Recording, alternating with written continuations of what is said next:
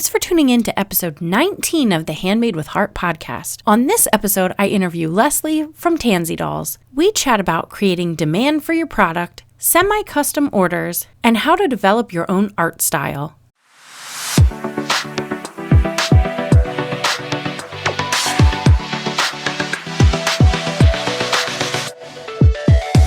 Hello, everyone. Welcome to the Handmade with Heart podcast. I'm your host, Dana, and I own the small business Scrappy Stitch. Have you ever wanted to know more about some of your favorite small businesses? Follow along as I interview other creative small business owners. We'll talk about getting started, what an average day for a creator is like, tips and tricks, and of course, everything is handmade with heart. Hey, Lesley, welcome to the podcast. Oh, thanks, Dana. I'm glad to be here. Why don't you go ahead and introduce yourself and tell us how you got started? Sure. So my name's Lesley, and my company is Tansy Dolls. I do wooden toys. When I tell people that, they think I'm like constructing wooden boats and trains and things, but that's not really what I do. I have a degree in illustration. So I was an illustrator for a lot of years. I was a painter. I was a comic book artist. So like my background is in drawing and creating basically like the merging of story with pictures. And so I did that until about 15 years ago. I had my daughter, and I have two kids now. And two of my closest friends, they were my mom friends. We met like through our children, were also crafters. Robin and Katie. Katie is this amazing knitting crochet artist, and Robin does all kinds of crafting.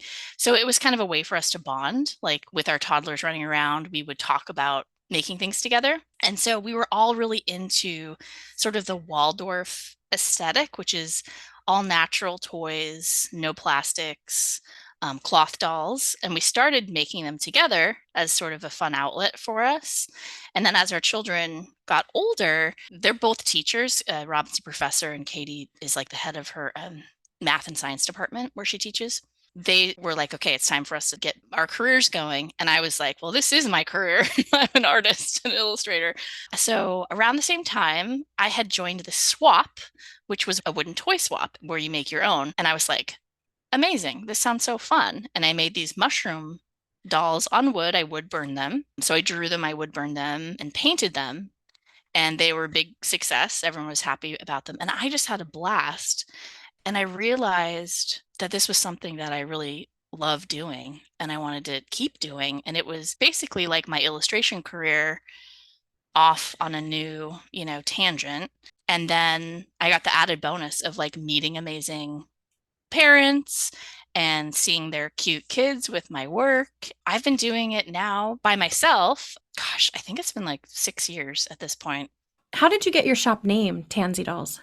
Oh, that's funny. So this is back when Katie and Robin and I were all working together. And originally, this is kind of a fun Tansy fact, we were going to name it Juniper Dolls because we wanted a plant. We wanted something earthy to let people know like, oh, yeah, these are all natural. And that was already taken by another really amazing, specifically Waldorf doll maker, which is what we were doing. So we were like, well, that's out of the loop. And then Katie came up with Tansy, and I loved it because I'm like a little spooky lady.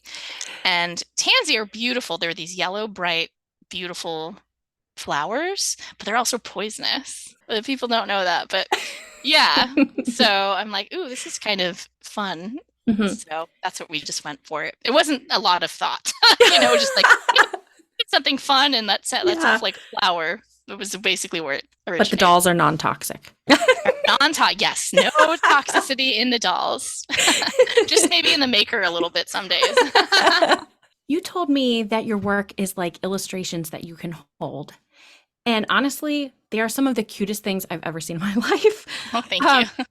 So walk me through the process. Do you sketch your ideas first and then, cut the outlines out of wood? What's the process? Yeah, so I learned really early on that I do not like the wood cutting process. So I'm more into the drawing, that point where I get to draw and I get to paint, where some wood artists love being in the shop and cutting. So like relatively soon after I began, I went to the Woodworkers Union here in Portland, Oregon. That's where I live.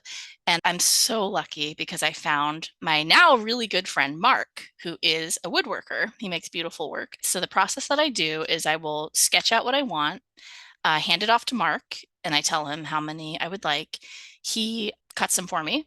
And then I have someone else I've hired to sand them down for me because I also don't Oh, enjoy doing that. And then at that point, when they're cut and they're sanded, I draw on, I actually have some right here. So I draw, this is my little cute Mothman. oh my So I gosh, I draw know. I on love them, them. thank you, with pencil. And then after that comes the wood burning, maybe a little more erasing and sanding the lines. And then I go in with watered down acrylic, paint them, and then I also seal them. And everything I use is earth friendly, natural. It's not like giving off any weird chemicals. And then, the other side, which is photographing them and talking to clients and Right. all of that stuff. And every single one is completely unique, right?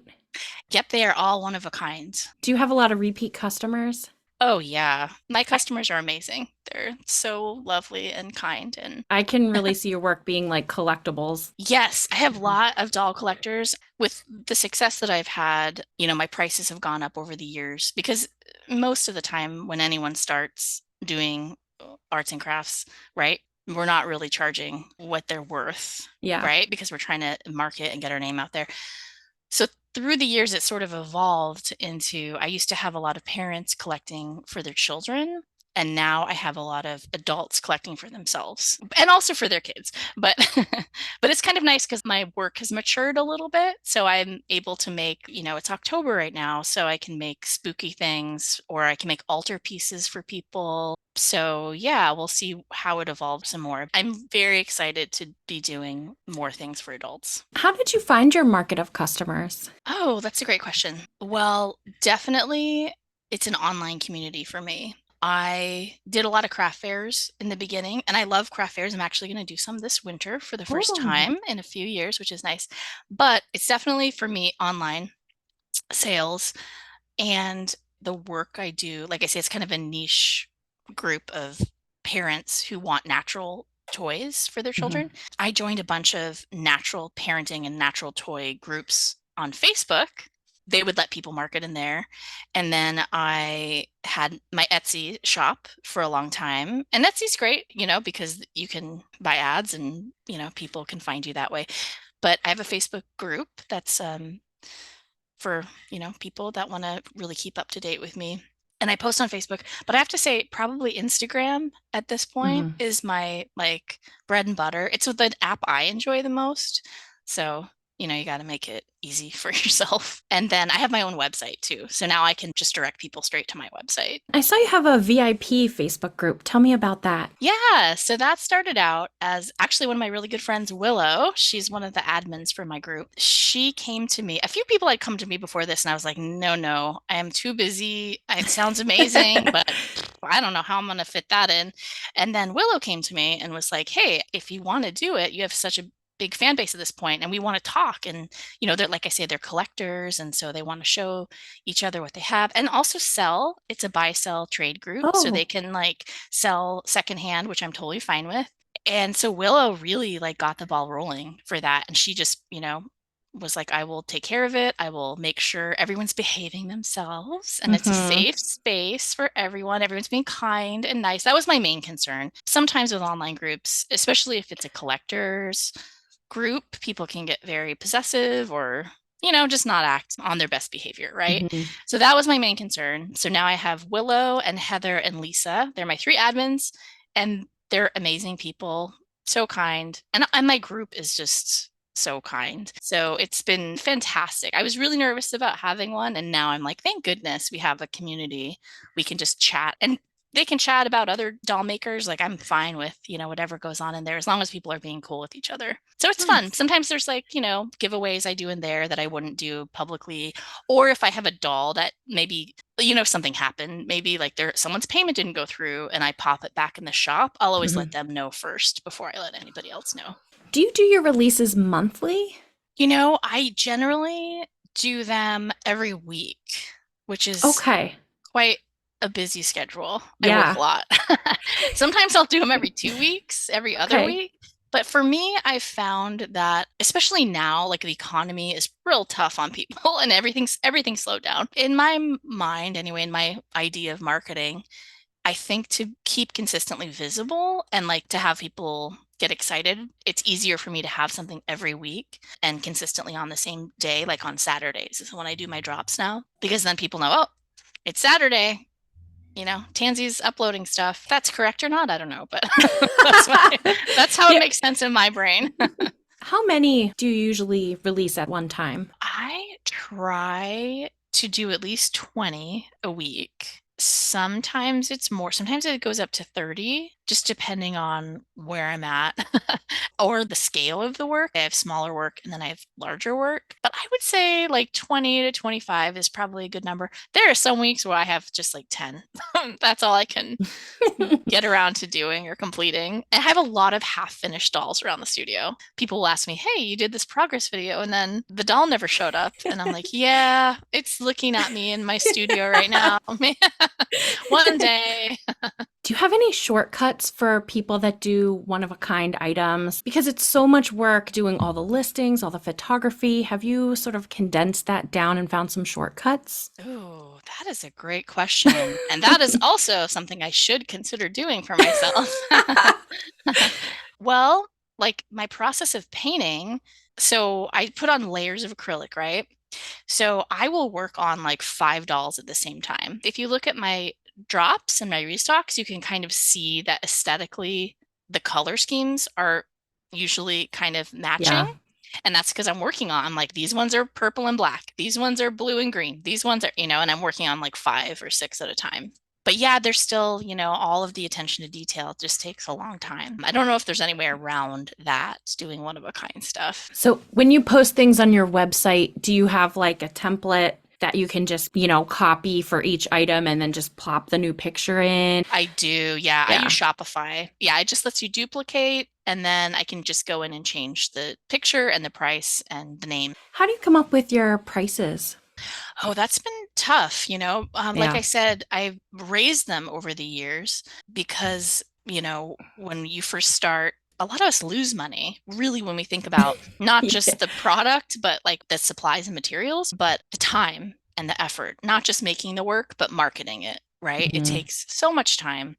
It's a labor of love for sure. So, what happened to me, which I'm sure happened to a lot of makers, was when COVID hit, at that point, I made things specifically mostly for children. I think parents were looking for fun things to bring into their homes, and they were looking for a thrill, maybe, of like getting Mhm. some stuff on a drop when things drop into a shop.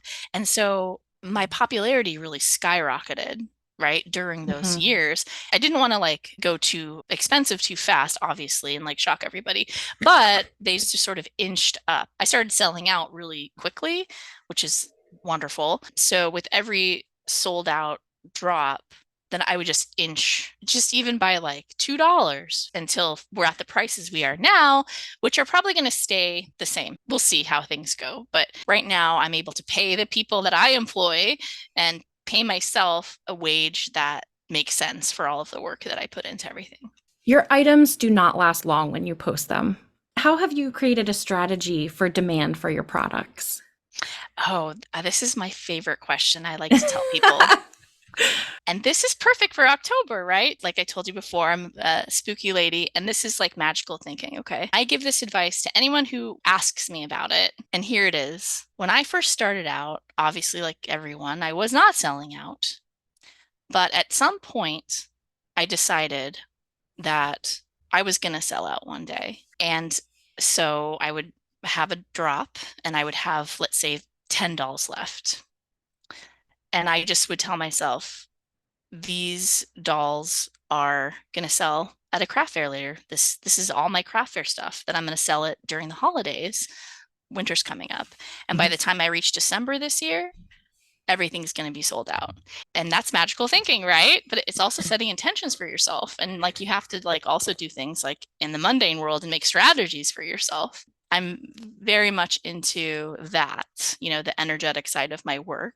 And it's also, I think, a great strategy. So here's where we step now into like the material world. Okay. The strategy being supply and demand. So those 10 dolls that I didn't sell in May, I did not leave them in my shop. I told myself, we're going to sell these at the craft fair and I would take them out of my shop.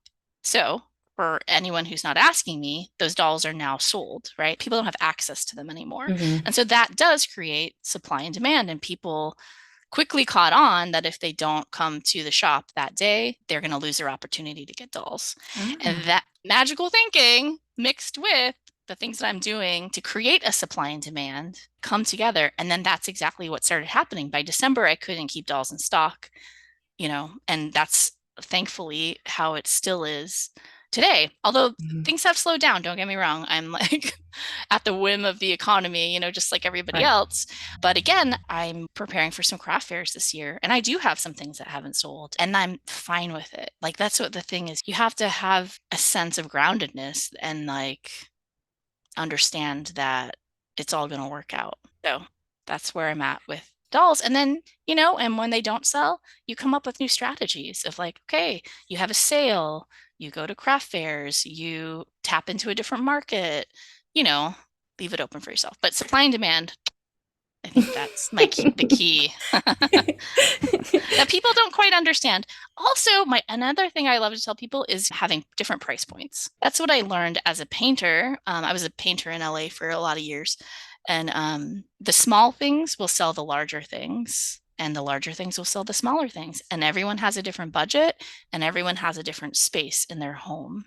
So having a variety of things, both how much they cost, but also the size, Mhm. is a good strategy to help people sell. With any art that you have now made a career out of, it's feast or famine. It's so easy to get down on ourselves about not making enough sales or, making a mistake, not having enough product when actually people are demanding the product or a number of things. And so every maker goes, I don't care what type of art you're doing, you go through this feast or famine a lot. And sometimes they last for longer periods of time than others. And sometimes you'll be in like the feast, right, mode, and you think like this will last forever. And it won't. Not it's not, it usually goes up the ladder, right? Usually the Mhm. the famine isn't as hard as when you first start, but like it's just a natural process of selling in general and art. And so like be gentle with yourselves.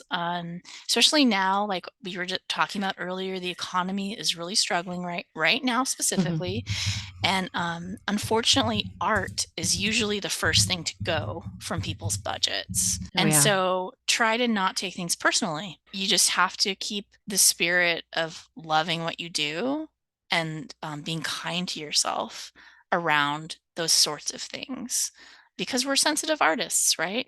Yeah. And a lot of us are neurodiverse. And so I think sometimes it's easy for everyone to like lose sight of why we're doing it in the first place. I feel like we're in like a really weird time right now because we went through the pandemic, and at the start of the pandemic, there was so many people that were like support small businesses, and Mm-hmm. that was all you heard about, and a lot of people did. Mm-hmm. And now we're in a time where people just financially can't, and it's the small Mm-hmm. businesses that are really suffering. It's so Yeah. hard, but that kind of goes back to what we were talking about earlier, right? With for me anyway, with like magical thinking, like and the feast or famine mindset. Like just remember there will be an upswing again. Yeah. Right? So maybe like right now, maybe you do have to pivot. Maybe you have to like put more attention on if you have another day job or if you do something else, maybe you have to put a little more attention on that. But don't think of that as a failure at all. It's just Right. you're just growing and learning and building, building, building still. And like I say, as a business owner, you are going to experience that pendulum swing all the time. And so when you are getting lots of sales and things are going good, just try also to remember that it could swing the other way and Yeah. like prepare for that, not just emotionally, but like maybe financially. And so that is a thing, whether makers talk about it or not, that we all go through. And so you have to really remember that and not have it create like self-doubt. Because that's really what'll get you. That'll burn you out and that will make you want to not do it something that you love Yeah. anymore. Have you had to set up any boundaries with your small business? I've had people ask me to reserve pieces you have to get really comfortable telling people no out of just fairness to everybody else. Sometimes I do give away, or I will raffle off if it's a charitable event, I will give away, I call them golden tickets. So they get to shop before other people. And that's like the only case of me allowing that, like that Mm, pre-sale. So yeah, like I've had to maintain sort of like moral integrity with some things and like yeah. yeah, I could go on. I could really go on about this. But yeah, trying to keep it fair for everyone, especially when your work is getting popular. Sometimes it's hard to maintain boundaries that make it fair for everyone who wants to purchase from you. You said you're going to be doing Yeah. some makers markets this year. Why did Yeah. you decide to go back to doing those? Well, I love them, and I haven't done them since COVID first began. My favorite part about makers markets is meeting the other artists and meeting new people, and which is really funny because I'm also incredibly introverted, and my daily life, I'm just in my studio, a little goblin in my like cave, not talking to anybody. So, so it's kind of like my moment to just like have fun, meet people, be totally exhausted by the end of it, Yeah. and then be like, okay, I'm gonna put that on the shelf for next year. So this year, like I said, I have a couple dolls left over from different drops, and I just want to like have fun and see all the people that I haven't seen in 4 years at Yeah. the fairs. So I'll probably only do holiday ones. Like I would love to do an October one, but I just don't have the product or the bandwidth. Where do you get your inspiration from? So many places. So my background is illustration, and one of my loves is bringing storytelling to life. I just love illustrators. I love books. I'm an avid reader. So definitely children's books. They inspire me all the time. Other artists inspire me all the time. Tattoo artists inspire me. The Mhm. outdoors and everything. Yeah. Nature, everything. So you make, I think these are adorable. It's a little cat with a mermaid tail, and you call them Oh, permaids. oh yeah. Where did you come up with the idea for that? Mermaids. They're so cute. Thank you. Yeah. So the permaids, I love them too. They're so cute. Wasn't my idea. It was a client's idea. And occasionally I'll ask people like, what do you want to see in the shop? And sometimes, with time restrictions and things, I can't really meet those demands. But they had asked me about a year before I finally made them. And then I'm just like now having a blast making them. And people love them. And you know Mhm. what? If people want to buy them, I'll make them for you. Tell me what you want, I'll make it for you. If I have time. Yeah. Do you do a lot of custom orders? I don't. So I used to do custom orders once a year. And this summer, actually, I did sort of like semi-customs because I love collaborating with people. I love to hear people's ideas, and I get so inspired by other people's ideas and working with them. But they take me not even double, they take me like 5 times as long to do Yeah. because not only is it like the attention to detail of like, they'll send me pictures of their children or their pets, and I'm, what the color of their shoes are, like down to very specific details, which I love and it's fantastic. Not really cost effective for me though. But what I did this year is I did semi customs. A lot of people love cats. And so I did like children riding on cats. And so I call it semi custom because I already have the wood cut.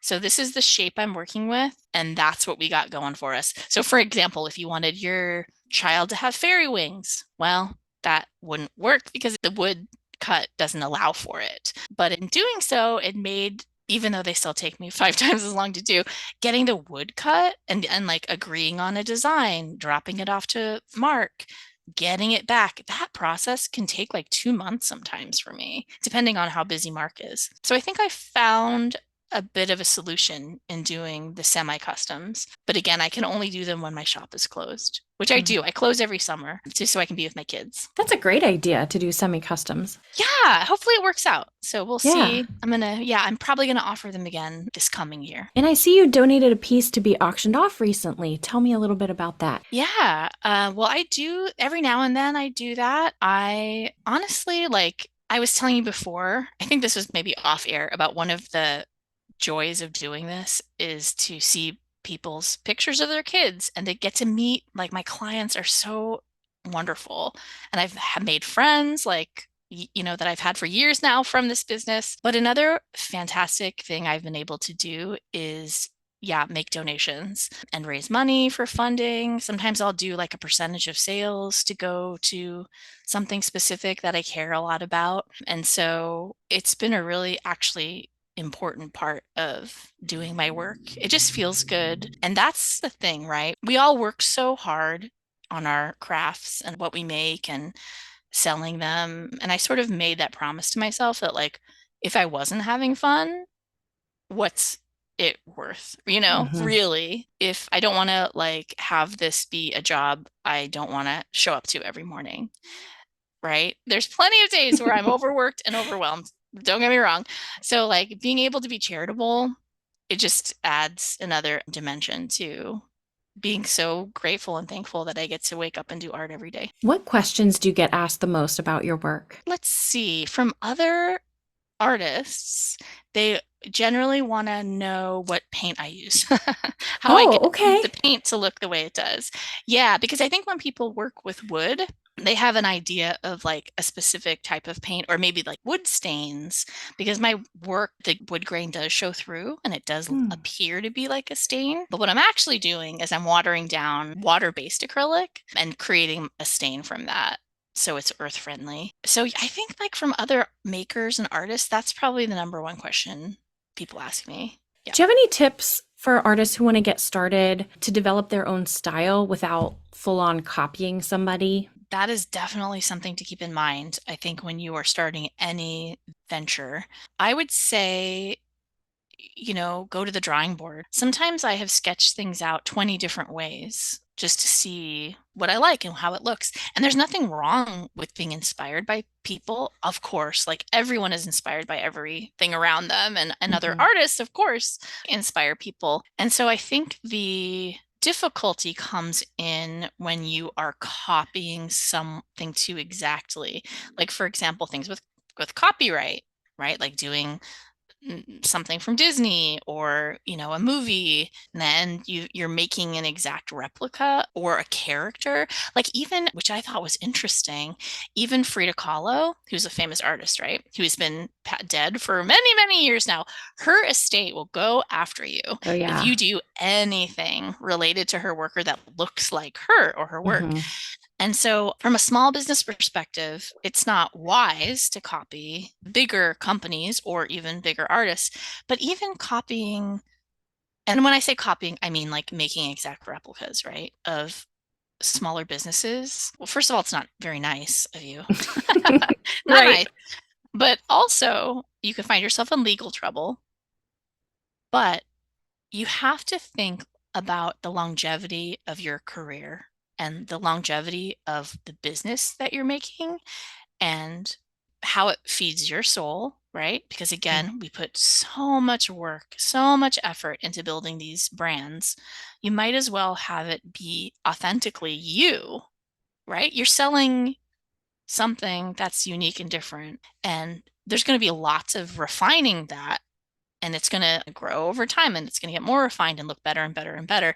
And so you do not want to start your business copying someone else, because where does that lead you in the end if you're tricking people or you're confusing them about what they're actually buying? It's starting off being dishonest. And then where's the longevity in that? Like, are you spending all this time and effort and money building something that's going to actually benefit you long term? Well, if you're copying someone and pretending to be them, that's a no, right?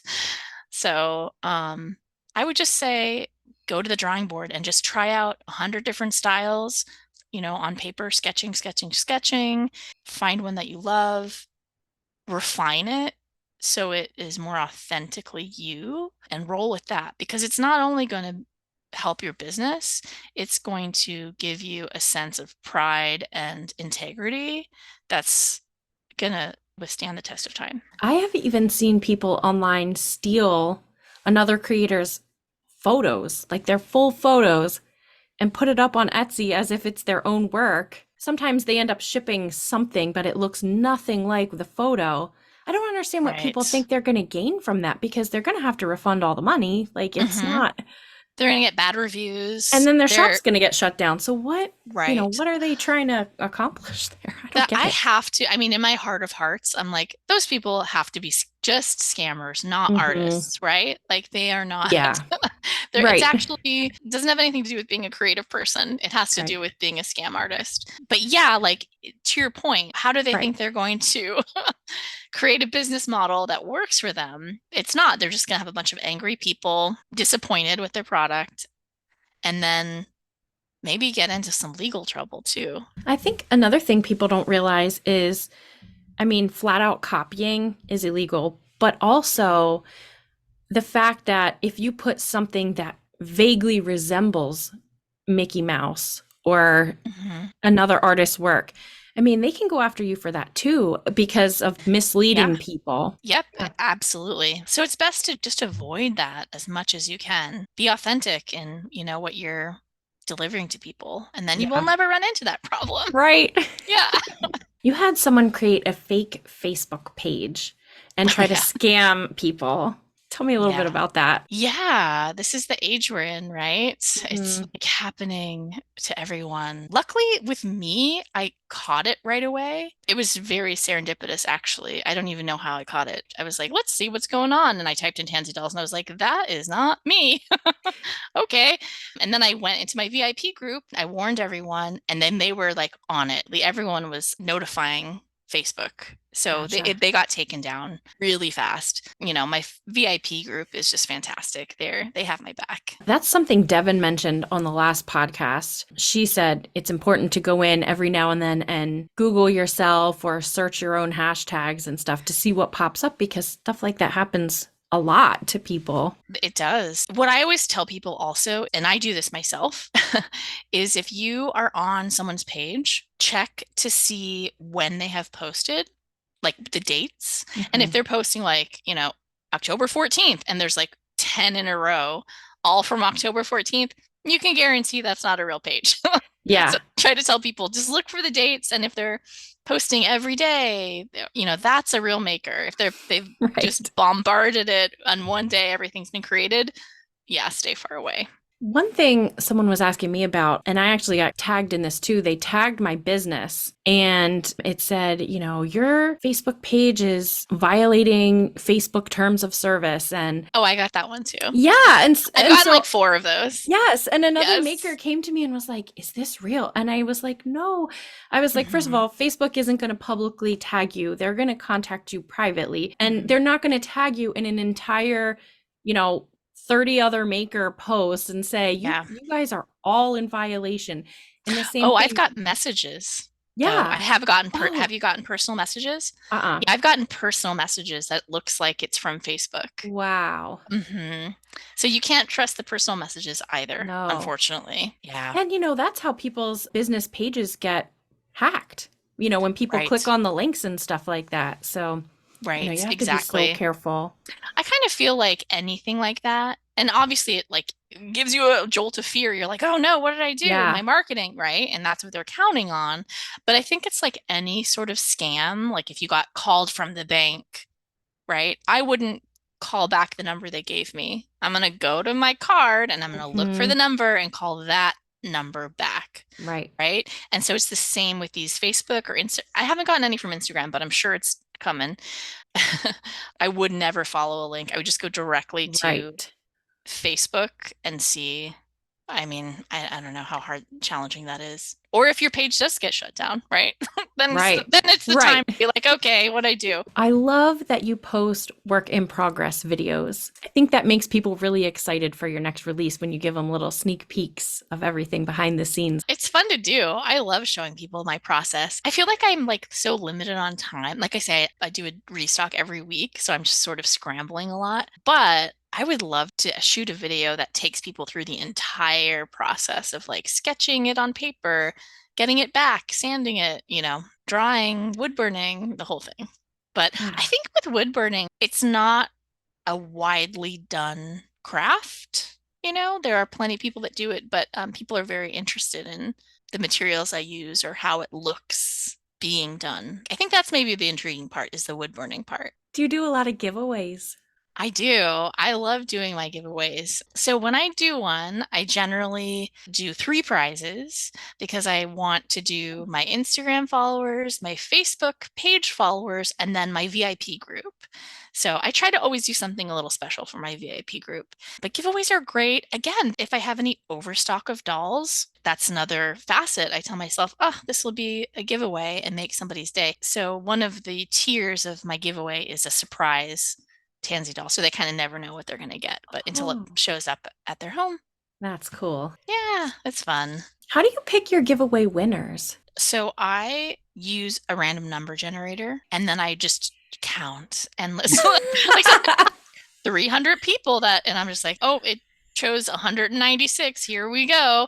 And I just count. So I also have another way I sell my dolls, which customers actually recommended years ago. And I still use this. And I use the number generator for this too, because I'm terrible at picking. I don't want to like have the pressure of picking someone over someone else. So I always use random number generators. So I have drops into my shop. But then also I do these things, we call them RTBs, and that stands for right to buy, because in the past my dolls have sold out so quickly on my website. People that have a slow internet connection or they can't get straight to their computer that in that moment they drop into the shop.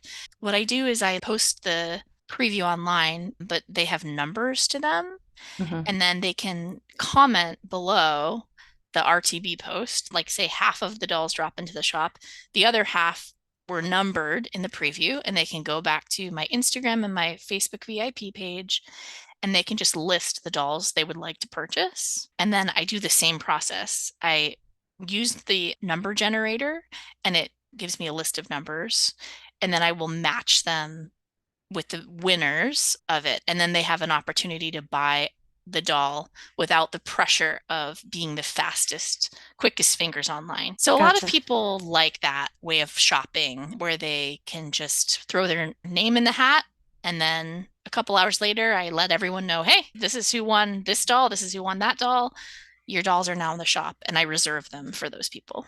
I follow some other creators and they do drops, and I've set alarms on my phone and everything so I can sit at my computer ready to go.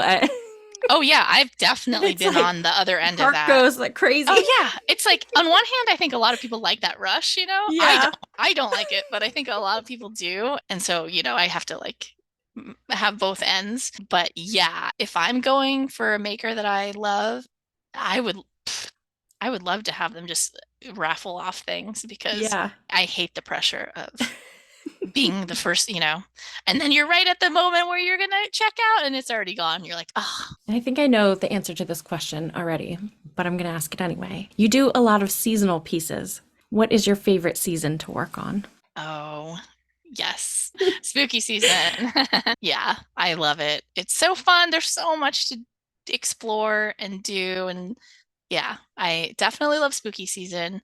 But honestly, like in my work and in my life, I don't know if I prefer one season over another. What I really love is like the change of seasons. I always get really excited, like, oh, now I get to do winter stuff. Oh, now I get to do spring stuff. Or same with like just out and about in my life of like, oh, now the leaves are changing. Oh, now the flowers are blooming. That's like my actual favorite times, is like those liminal spaces between seasons. How far in advance do you plan for the following season? Pretty far. I mean, I think most makers have to, right? Especially the holiday seasons. Like for me, I take the summers off. And if I'm not doing customs, I'm planning for the fall and winter holidays in the summer. So what is that? I guess for Hanukkah and Christmas, that's like 6 months in advance. Because with the wood cutting, if I'm doing new designs, I also have to make sure that those are dropped off and getting cut for me. I always think I'm going to get more done in the summertime than I actually do, though. I'm always still just like, oh no, we got to do this. I try to plan 6 months in advance, but sometimes it doesn't work out. I always get sidetracked. I always try to plan too. And then I'm like, oh, me too. Well, the Or I next bite off project more will. than I can chew. I'm like, I'm Yes. gonna make this. Like, for example, this season, I have these witches' houses. They're very big and Ooh. very detailed. And I've had them for 2 years, I think. And I'm like, any day now, I'm gonna finish these. I'm excited to show everybody, but there's just like, I've just bitten off more than I can chew with Mhm. everything else I'm doing. What do you like most about owning a small business? Oh, I love so many things. I love the freedom that it gives me. Like I say, I have two awesome kids, and so I take off the summers. I generally take January off to give myself a little break and to dream and plan new stuff. But the customers and the clients, meeting everyone has been just so lovely, and they're cute kids, and just it's the satisfaction of making things and just being so grateful I get to do art every day. I couldn't ask for a better position to be in, especially like having come from a freelance background. And then when I transitioned into like comic books and art, I love doing those things too. I definitely love not having anyone over my head telling me what to do. I want to do whatever the hell I want to do. And Yeah. that's fantastic with strategy, right? Obviously, but still, Mhm. I'm like, I can make up my own decisions. That's fantastic. The unique thing about doll making for me, because like I say, I came from a comic book background, I came from a visual artist background where I would have like solo shows and make paintings, and my name was associated with my work. So, like I said, I'm very introverted, and I would get a lot of attention directly at myself, like, oh, Lesley, it was fun. Like, I got to do like signings and meet people at galleries, but you also sort of get pigeonholed into having a specific style, and then that's what you do. Lesley does this, and that's it. And with doll making, why I love it so much, and I'm here to stay, is because it is me, but it's also Tansy Dolls, right? And so there's like this barrier between like my personal life and my business and what that means, and I just feel like it gives me more freedom. It gives me a little more autonomy, but it also gives me the freedom to like do whatever the heck I want under the guise of like, this is a company and this company has different products. And sometimes they look a little different. And sometimes this line is different than that line. And so specifically owning a company in comparison to just like being an artist that's representing myself, I absolutely love it. Because also with painting, it's like, oh, what concept is going to go behind this painting? And with doll making, it's like, I'm going to make a purple witch today. And then tomorrow, I'm going to make a green one. It's just like so much more fulfilling to me to Mhm. produce things that I love, but the pressure is sort of off of me to tackle all those mental things that I wasn't really happy with doing painting professionally or as a comic book artist. Yeah, and an Nice. illustrator with someone over my head. Do you have any upcoming goals for your small business? Yes, I do. I really need to produce more passive income, things that aren't one of a kind. And so I have a few ideas brewing. I'm going to run this by my VIP clients, but I actually have a bunch of stock of like dolls that don't sell as well, but I have like a lot of cutouts still. And I was like, if I could create a line, so it would be different than Tansy Dolls, it'd be a new line of dolls that are so they're branded differently, like branded as in literally branded with the iron differently, because I have little T's on the bottom of my work, right? So Oh, people know okay. me. So it'd be branded differently and separately, so people would know, oh, this Lesley didn't paint this. I'm thinking about making kits for children to paint their own. So I would just sell them for much less cost, right? Because the cost is really me painting it, maybe in packs of 3, and then it would just be the wood burned doll, and they would be specific dolls that are the same. They're not one of a kind. They're the same pattern. So people can easily identify, oh, that's someone painted it themselves. And then the branding on the bottom is different. Because again, I have a resale market, so I don't want to confuse people. They think they're buying Mm. a tansy and it's not, it's someone else, right? So there's that line that I've been trying to figure out with letting people have fun and paint their own. And I would give them like painting tips. And like, I think it's fantastic when people take it up and want to like learn how to do this. But I also don't want to confuse my market and have people concerned that real tansies are going to be confused on the resale market with the homemade ones. So anyway, that's like one of my ideas. Another one is I would love to have the time to like design a tarot deck. I've had a few people ask me for that.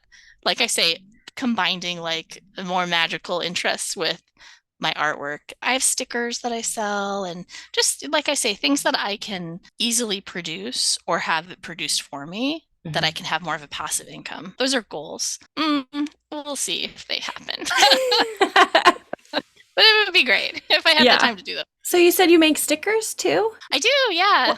Where can you find the stickers at? That's because I don't have them in my shop. Oh, right now. I did have them in my shop for a while. I haven't designed new ones for about a year and a half. Every time someone gets a package from me, they get a sticker with their doll. I'm kind of going through those, but I might add them to my shop again. And also, like, I don't know if you know this or you've worked with people that do this, but Instagram has a shop feature, and we're all like slaves to the algorithm, right? I have noticed that makers that have shops through Instagram are getting like a lot more views and likes than the ones that aren't. So I was thinking, I gotta figure that out and put some stickers in there just to help boost the algorithm. Do you have any ways that you create more engagement on your Instagram posts? Like I saw one post that you did a while ago that was just the blank before you wood burned or anything. It was the blank wooden shape.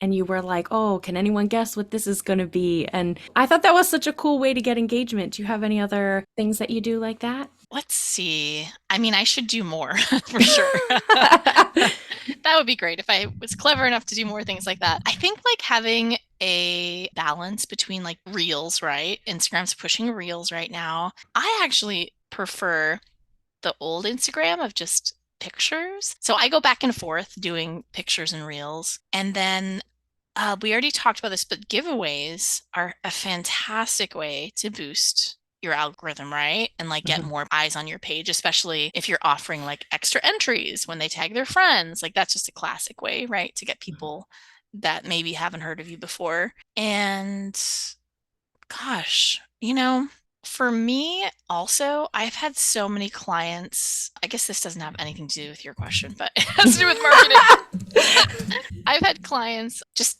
tell their friends, again, with like coming back to like harboring community and like a space where people feel like it's fun and safe and creative.